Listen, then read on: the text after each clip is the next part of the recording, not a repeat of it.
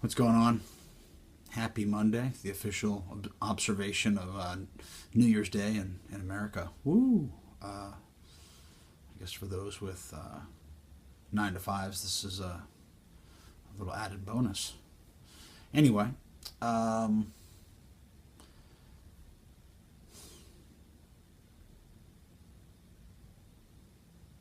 Year's.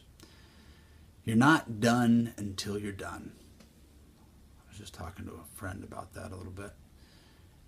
Doesn't matter what that is, whether it's cooking something, dealing with something emotionally. Is really what we were talking about. And in my life, that always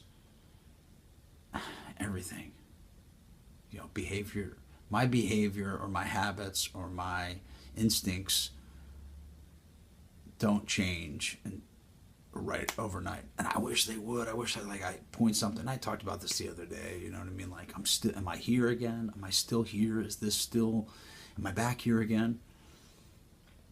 The universe, God, whatever, higher power, gives me an opportunity in a myriad of different situations, tests me in its own, in a good way,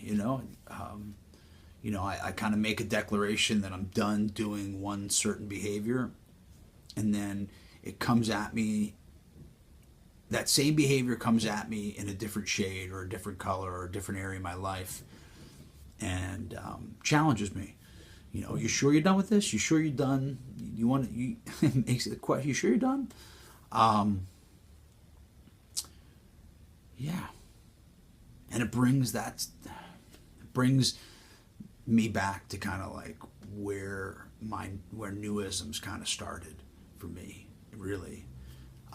My feelings and my, the vulnerable heart, and because it makes it, when I started painting and I made this painting, I posted it a couple weeks ago. My feelings embarrassed me. When I first painted that, I was like, I should probably paint over that, or I can't ever show that to anybody. And I'll post it again. And it's evolved into a different painting, Life is Risk. Man, it's just, I feel alive when I'm in that brink of embarrassment, or when I feel, because my feelings still on some level embarrass me, whether it's because the first time I told somebody, a girl, how I felt, she didn't know how to handle it, and she reacted in a certain way, and I shut down and felt shamed.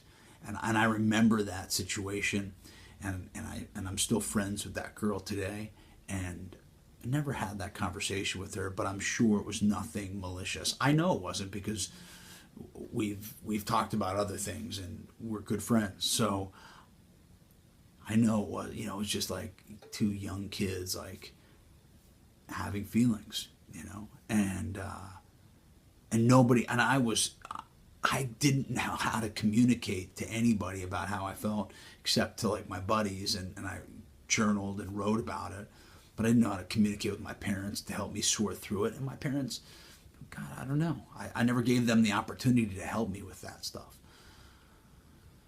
And I still feel like a little kid about some of that stuff today, drawing boundaries and asking for what I need, because I'm so afraid that I'm not going to get the fantasy that I think I have. And when I realize that, like, those types of relationships, when I have the most to risk, it's like I don't have the relationship I want anyway. So when I take the opportunity to risk to get it all or nothing, it's like gamble. It's like go all in, or you get shut down and go home. And I'm so afraid of having nothing. And then that mirrors like the relationship I had with my father, who would just throw me scraps of, like, whatever. He's home from work and he says hi to me, and I'm like, oh, he loves me, and and then he'll ignore me for fucking a few weeks on end, or then I do something wrong and he'll beat me up, and verbally, or every once in a while, anyway.